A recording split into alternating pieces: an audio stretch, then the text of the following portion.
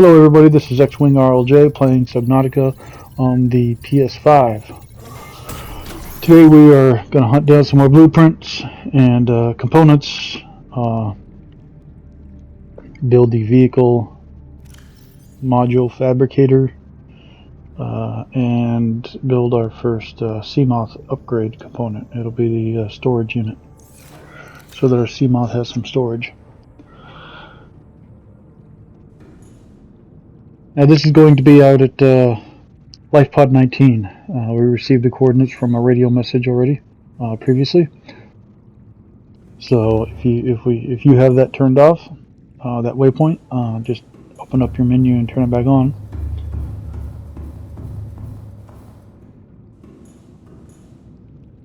Let's hop into seamoth. You don't have to worry, and the nice thing about the waypoint is you don't have to worry about a static starting point. You just head to the waypoint. You just got to make sure you're mindful of areas where the aggressive Leviathan creatures are, namely the Reaper.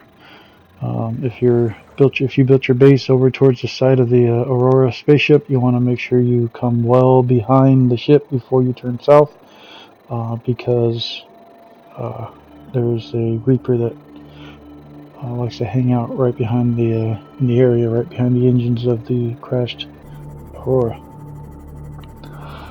So, if you're coming from where my base is, if you built your base in the same area that I did, then you will come across this wreckage before you get to LifePod 19. Or rather, this wreckage is practically right on top of it.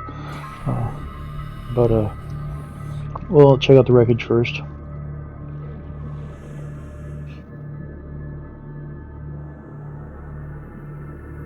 When you're going straight up and down, you don't always go right to where your crosshair or your crosshair is pointing. Just gotta back up and try it again sometimes. Now you're still safe here. There's no aggressive creatures here. Well, no big aggressive creatures. Here's a little one, which we might run into.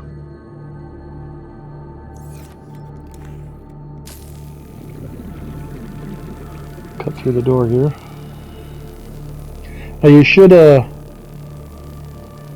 try and always have at least one battery in your inventory, one extra battery. The laser cutter actually goes through batteries pretty quick.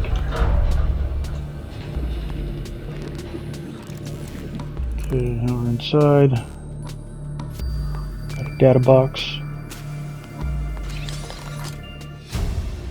And that gives us the fire suppression system for the Cyclops. Which is nice, because if you take damage in the Cyclops and it catches fire, then it automatically puts that fire out.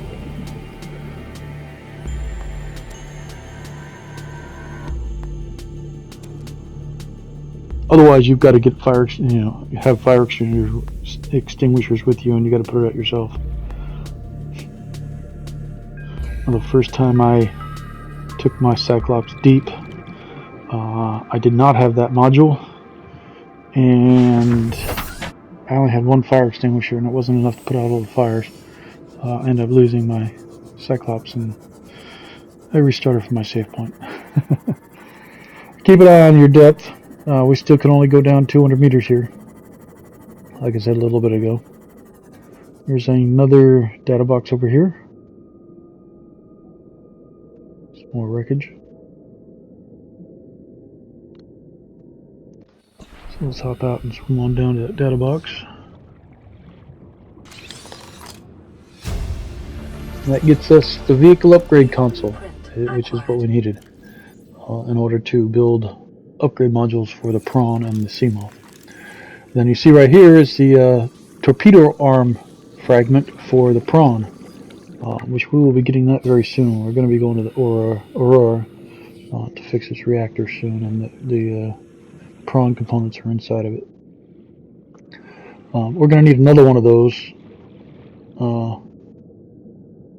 Each of the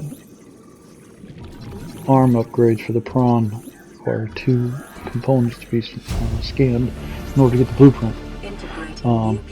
Now I don't even bother building it, but They are good if you use it a lot, and I don't use it as much as some other people do. A floodlight, you can put this outside your base, light up the area if you so desire.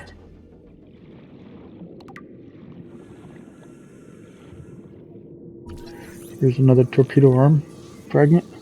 That'll finish the blueprint for that. New blueprint acquired. And this is a thermal plant fragment. This is the power source that I use when we go down deep below. It doesn't require any fuel or anything. You just got to place it in the right location in order for it to generate energy. 30 seconds. And then you need the power transmitters, which we already have the blueprints for, to run the power from that generator to your temporary base that you'll build down there. Or you can make it a permanent base if you want to, leave it there. You don't have to tear it down. I typically tear it down and take it with me, just so I don't have to worry about running out of materials to build the next one. You are going to need at least 2 bases. Build 2 bases down there, most likely.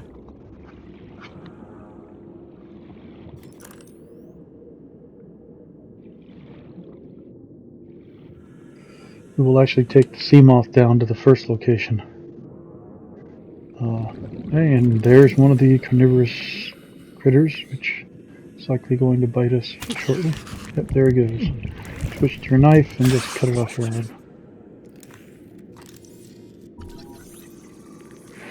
You'll run into those in the Aurora when you're repairing the nuclear reactors, the containments, shell filling.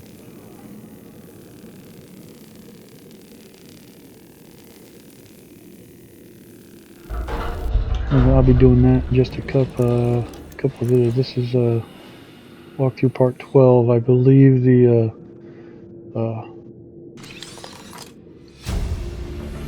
there's a reinforced dive suit. I want to get that. That's good. Some food for those who play the difficulty that need food and water. Anyhow, as I was saying, we're on video 12. I believe the walkthrough for the Aurora is going to be on video 14. Light sticks. New blueprint acquired. You only have to scan one of those. I'll take the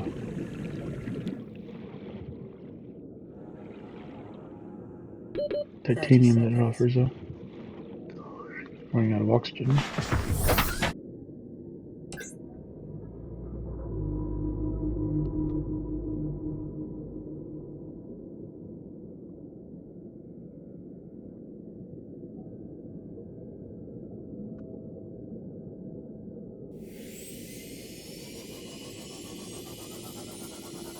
I think that's about it from the wreckage.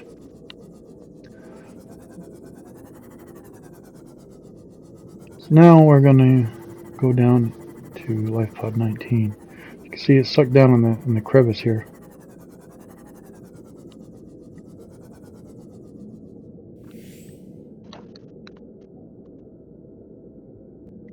We're going to hop out, swim down there. See, it's about another 100 meters down, and we're at 198.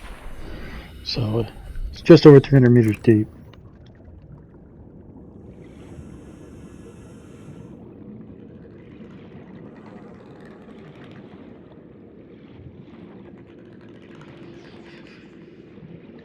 And there it is.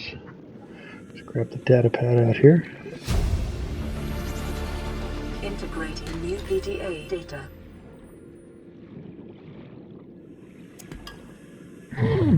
Oh, I hate those dang plants. It's one that shoots the thorns at you. Carnivorous plant. Haven't scanned one yet this game, so let's go ahead and do that. And I'll grab this. Get nailed again. They shoot in straight lines, and they don't aim in front of you, so you don't swim into it. Ultra high capacity tank. That'll be good. It'll increase our oxygen. These are important, gel sacks. You definitely want to collect these when you if you come across them. I'm just going to grab the one for now. I'll be coming back here to do some material farming to grab some more. I won't bring you back for that. Just know that there's a bunch of them. You'll see them here a little bit. There's a bunch of them by pod 19, and there they are. You can see 3 of them right there. There's more out there. They're in there. And here's our first ruby. Need these as well. We will need these in order to build the prawn, so you're definitely going to want to come back or spend some time here now. It's your game, your call. But definitely going to come back to get that. Welcome aboard, Captain. Now we'll head back to the base.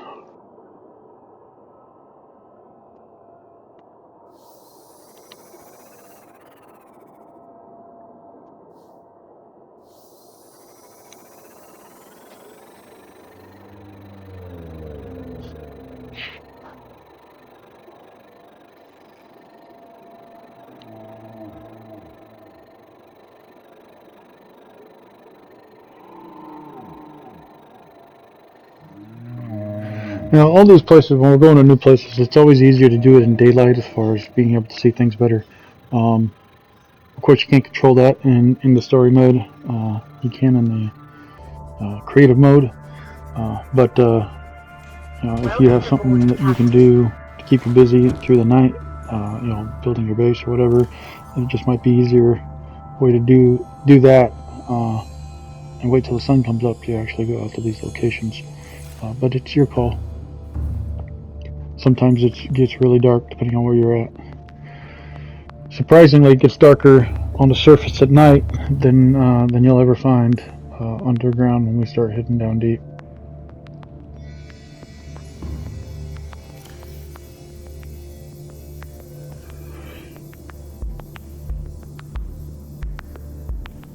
Do some inventory maintenance here. At least I picked up a microscope and a flask in there while we're in that wreckage. Those are purely for decorative purposes. I'm going to be building another room or two onto this base so I can put a desk and put the microscope in, basically make it look like a lab type of thing. And so I collect some of the equipment that the game allows you to pick up. When you go into the spaceship, you'll be able to pick up a model of the ship, the Aura. You'll also be able to pick up a handful of posters. There's also some duffel bags. You can pick those up. The problem with those is if you put something in them, you can't pick them up anymore, which I think kind of defeats the purpose of the whole design theory. But what are you going to do? It's basically just a interior storage unit that you can use.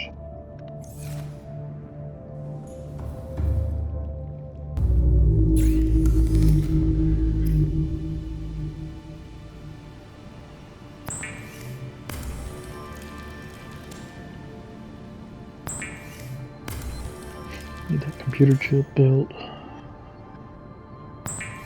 Wiring kit.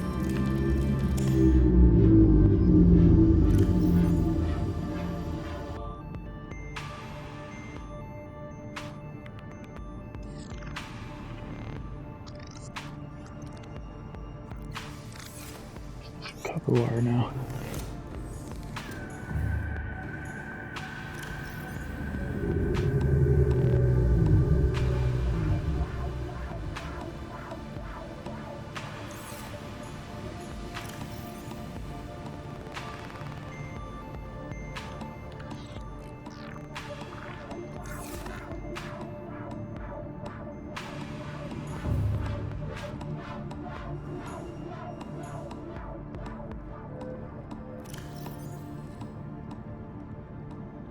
I got 2 copper left. I'll have to go hunt me down some more copper. For now, that's all I need.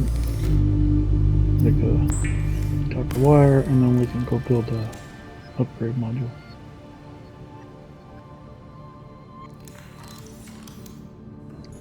Beat the storage unit. Or no, sorry, gotta build the vehicle module bay. Vehicle upgrade console. There you go, that's what it's called. And this is the only place you can build it, is inside the moon pool. If you don't have a moon pool, you can't build this, whether you have the blueprint or not.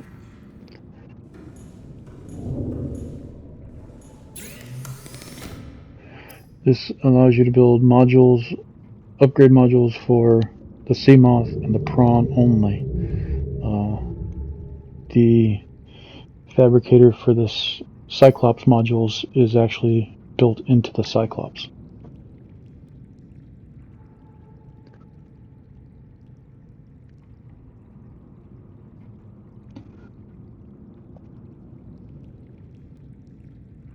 Really, the only seamoth ones, the only modules I put in the seamoth is the storage, the hull upgrade, and the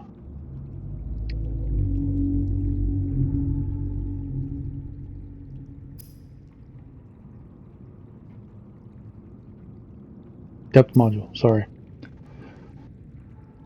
brain went blank.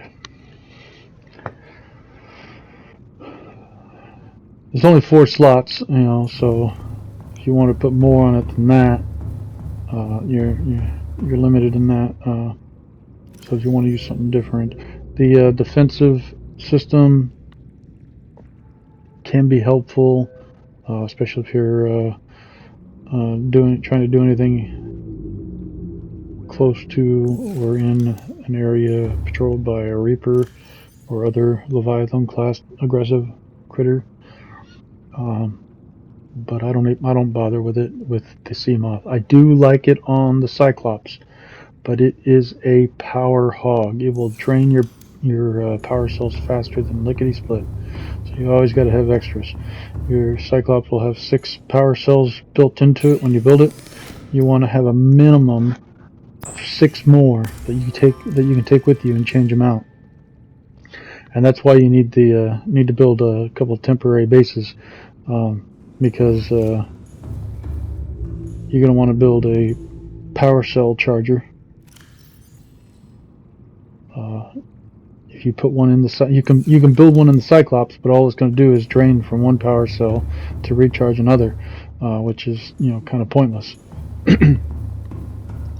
So when you want to recharge your power cells, you need to have one connected to a base, which is connected to a power source, which I'll be using a thermal generator. Now the other thing this thing does here is you can customize your seamoth or your prawn from this console right here. In order to customize, you just have to dock them. So right now I have my seamoth docked. I can modify it, and then once I build a prawn, I can use it to I can dock the prawn here instead of the seamoth, and then I can modify the prawn. So you can change the name, you can change the color scheme. I really don't like the white because it's really hard to see sometimes. Believe it or not, I really like a red and black combination for pretty much any vehicle I play on any game. But believe it or not, the red and black are actually much easier to see in most environments than the white. So that's it for this one. Thanks for watching, and I'll see you in the next video.